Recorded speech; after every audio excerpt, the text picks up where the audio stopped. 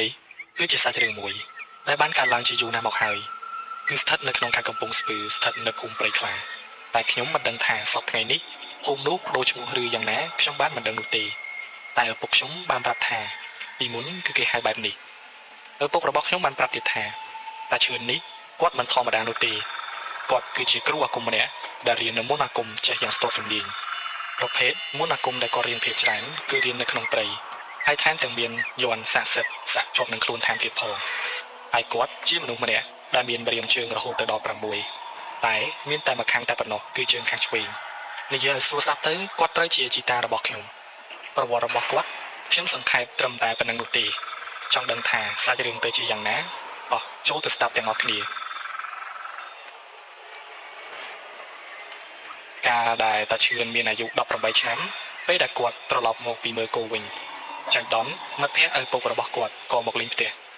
មិត្តភក្តិរបស់ឪពុកគាត់មកលេងនេះគឺដោយសារតែគាត់ខានជួបគ្នាយូរណាស់មកហើយ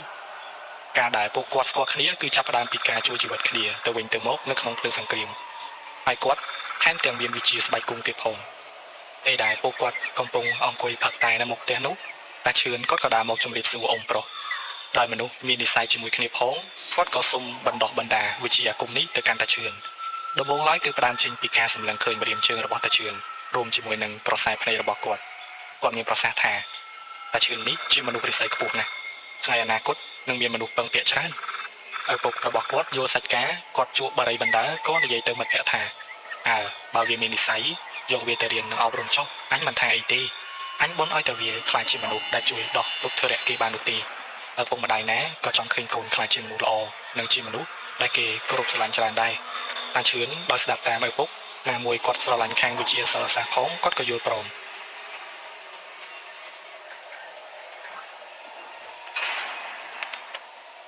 នៅយប់ដែលសម្លាញ់ឪពុកគាត់មកលេងនោះតាឈឿនក៏ទៅសរសៀចិត្តគ្រូហើយក៏សួរលោកគ្រូថាពេលរៀននឹងមានខ្មោចលងខ្មោចអីអត់លោកគ្រូក៏និយាយថាគាត់សួរបញ្ជាក់លោកគ្រូក៏តបថាចាំមើលឡើងទៅដល់ភ្នំអរ៉ាល់ជាមួយអញទៅគឺដឹងហើយវាមានអាលើខ្មោចទៀតតាឈឿនដោយយល់គាត់មិនមកទេគាត់ក៏ចុះទៅសម្រាកនៅខាងក្រោមផ្ទះ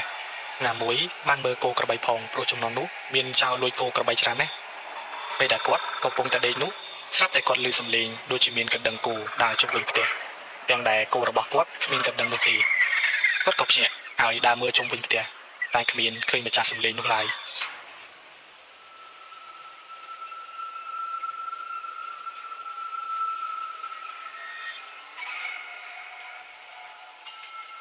ពេលដែលរៀបនឹងដេកគាត់ក៏ឃើញមិត្តភក្តិរបស់ឪពុកគាត់ចុះមកពីលើផ្ទះទាំងដៃកាន់ចង្កៀងមួយ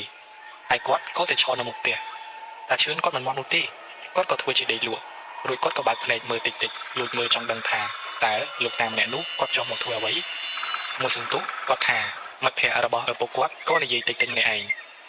គាត់បាននិយាយថាខ្ញុំមកលេងផ្ទះខ្លាចខ្ញុំទេខ្ញុំមិនមានបំណងចង់មកកំចាត់អ្នកណានៅក្នុងភូមិនេះឡើយមួយសន្ទុះគាត់ក៏ឃើញសត្វគោមួយក្បាលធំណាស់រត់មកពីចម្ងាយសម្ដៅមកជួបលោកគ្រូ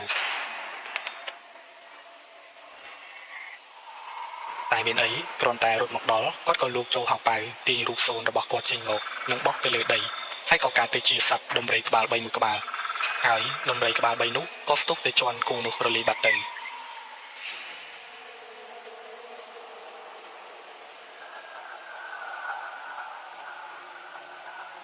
តាឈឿនគាត់ថាពេលនោះគាត់ព្រាវអស់ហើយព្រមនេះជាលើកទី1ក្នុងឆាកជីវិតដែលគាត់បានឃើញរឿងបែបនេះតែអ្វីដែលគាត់ឆ្ងល់សំឡេងប្រយុទ្ធគ្នានោះហើយអ្វីក៏គ្មានអ្នកឮឬក៏ចោះមកមើលអញ្ចឹងគាត់ថាសំឡេងនោះឮណាស់ក្រោយពីសម្លាប់សត្វគោនោះទៅលោកគ្រូនោះគាត់ក៏ឡើងមកលើផ្ទះវិញហើយតាឈឿនពេលនោះបានត្រឹមតែដេកភ័យនៅលើគ្រែក្រោមផ្ទះដោយមិនហ៊ានឡើងទៅប្រាប់ឪពុកម្ដាយនោះទេ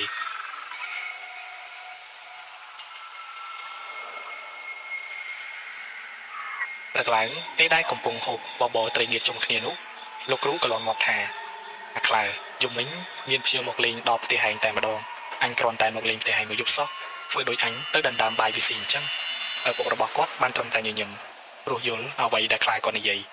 ចំណែកតាឈឿនវិញដោយគាត់នៅក្មេងគាត់មិនហ៊ានលូកមាត់ពេលបាយទឹកនោះទេហើយគាត់ក៏បានលាក់រឿងការប្រយុទ្ធមិញហើយគាត់ក៏មានអារម្មណ៍ថាកាន់តែចង់រៀននៅមន្តអាគមនេះកាន់តែខ្លាំង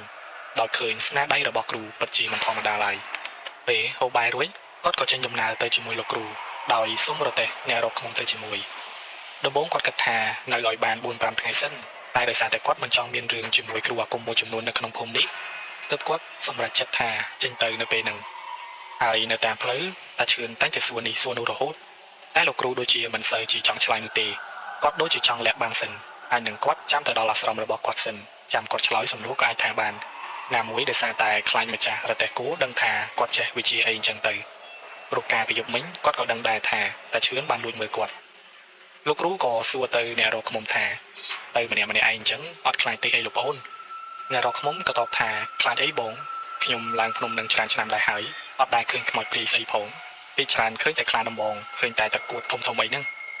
លោកគ្រូក៏ឆ្លើយថាអូចង់និយាយពីអាខ្លាដំបងកន្ទុយខ្លីនឹងមែនទេអាហ្នឹងខ្ញុំឃើញតែញយដែរហ្នឹងតែបើតាមខ្ញុំដឹងអាហ្នឹងដូចជារបស់ម្ចាស់ព្រៃយ៉ាងម៉េចទេគឺគាត់ចង់សម្ដៅទៅលើខ្លារបស់អ្នកតាហើយអ្នករកឃ្មុំក៏តបថាមិនបានបងឯងដឹងខ្ញុំអត់ទាន់ប្រាប់ផង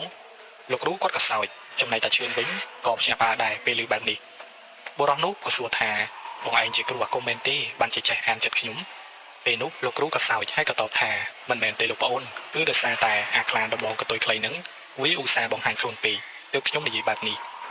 តែសម្រាប់តាឈឿនវិញគាត់ដឹងច្បាស់ណាស់ថាគ្រូរបស់គាត់ជាមនុស្សបែបណា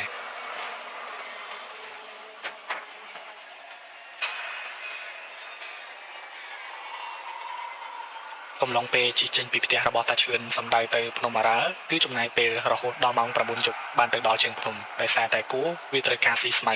ទើបពួកគាត់ឧស្សាហ៍ឈប់ឲ្យវាសម្រាកអីចឹងទៅនៅទីនោះគឺមានផ្ទះរបស់អ្នកភូមិប្រហែលជា10គ្រួសារក្នុងពេលនោះបើសិនជាលោកគ្រូគាត់មកវិញម្នាក់ឯងប្រហែលជាគាត់ធ្វើដំណើរចេញទៅហើយ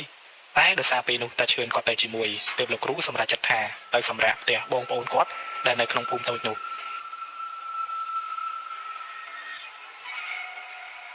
ពេលដែលទៅដល់ម្នាក់ពិតជាសប្បាយចិត្តណាស់ពេលឃើញគាត់ទៅលេងដោយសារតែលោកនៅលើភ្នំច្រើនឆ្នាំហើយមិនដែលមកលេងកូនចៅទេពេលនេះលោកចុះមកម្នាក់ពិតជាសប្បាយចិត្តណាស់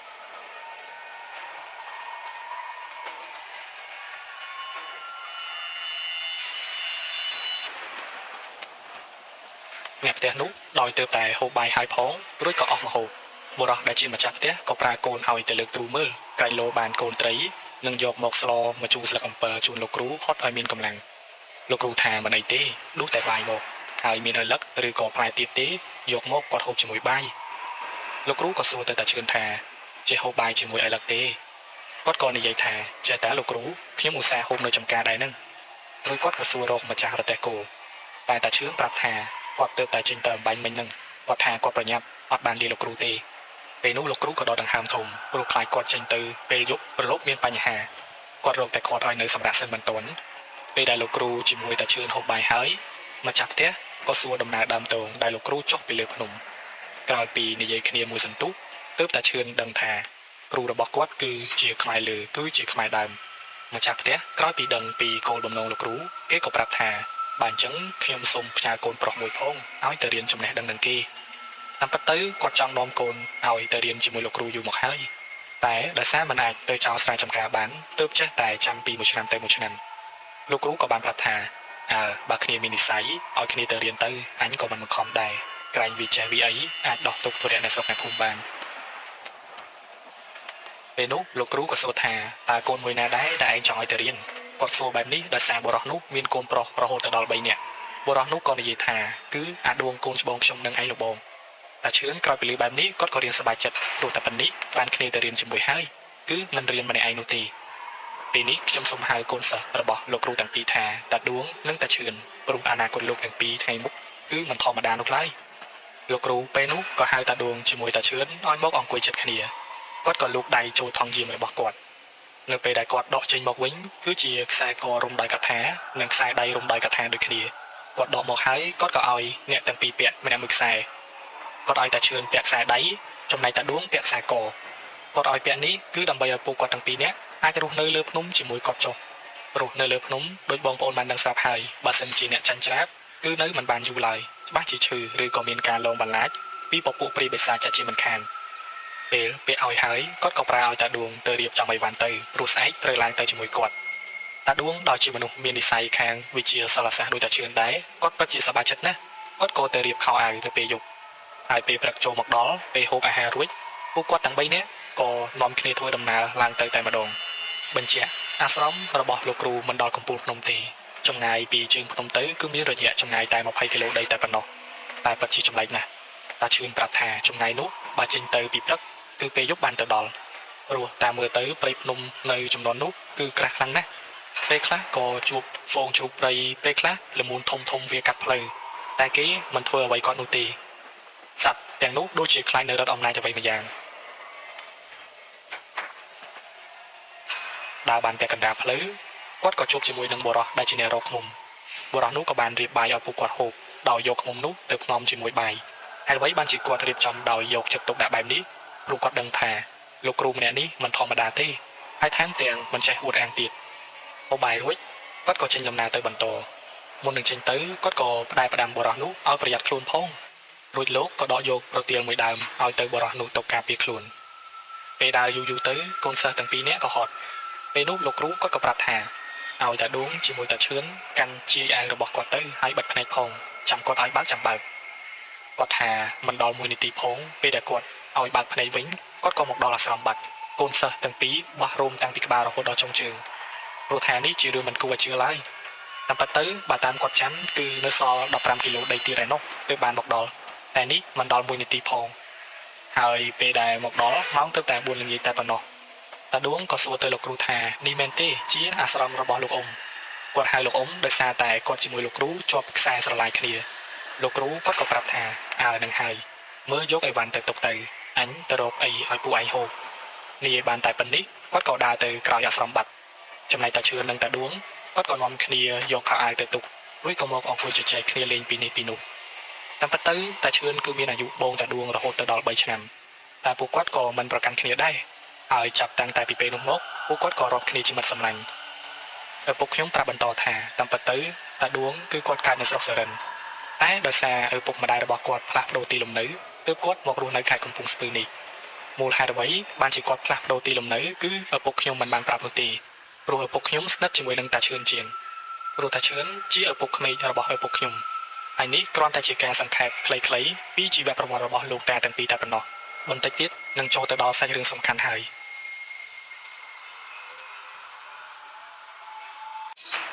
ក្រោយមក